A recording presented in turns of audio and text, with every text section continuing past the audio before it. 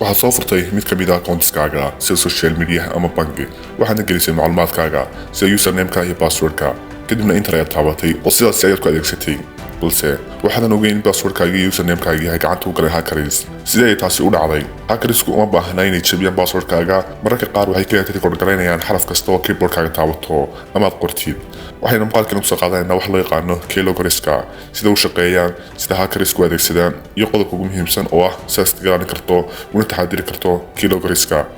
soo dhawaada dhalinyaro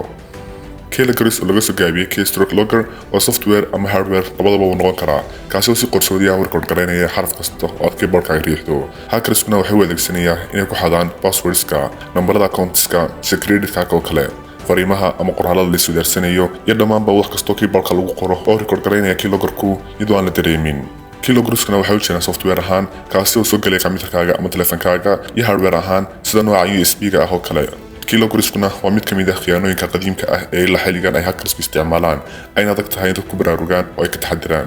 waxa badan caan ah in Keyloggers-ku ay noqdaan softwares waxaanay kombiyuutarkaaga ama taleefankaaga soo geli karaan dhowr qaab sida inay la socdaan softwares karaga oo kale in phishing lagu soo attach gareeyo ama in website aad booqato ka soo raaco shaqadiisuna waa simple kaliyata wax kasta oo keyboardka ku qortid waa inuu record gareeyaa oo u dira hackerska dacwooyinka layaab kale ee Keyloggers loo adeegsaday waxa ka mid ah in 2017 laga helay Keyloggers laptops ay soo saartay shirkadda HP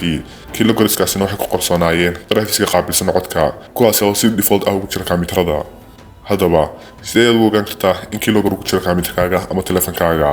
waxyaabaha ku muujin kara waxa ka mid ah dhaqdhaqaaq aan caadi ah oo ka dareento task manager-ka ama activity monitor-ka macOS kuleel said ah maadaama taasi caan ku yihiin inta ugu badan malwaresku iyo xogo aadan garanayn oo loo dirayo meelaha aan garanayn taasina waxaad ku ogaan kartaa adigoo adeegsanaya Waa oo kale maadaama waxyaabaha uu record gareynaya Keyloggers-ku uu dirayo hackerska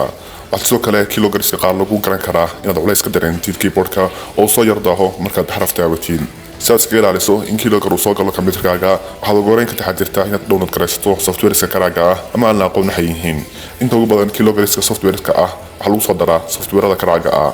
waxaa ka mid ah adeegsatid two-factor authentication kaasi oo ah marka password geliso in lagu soo weydiiyo xaqiijin dheeraad ah sida kor loogu soo diray nambarkaaga kale ugu dambeyn Keyloggers-ku waa mid ka mid ah khiyaanooyinka hacking-ka ee fudud in la sameeyo haddana khatar weyn keeni kara haddii lagu guuleysto in kombiyuutarkii targetka ah la geliyo Keyloggers lama baahna in brute force iyo waxyaabahaasi password jebinta ah la adeegsado waa la sugayaa marna ma soo martay arrin ku saabsan Keyloggers-ka nagula wadaag qaybta commentiga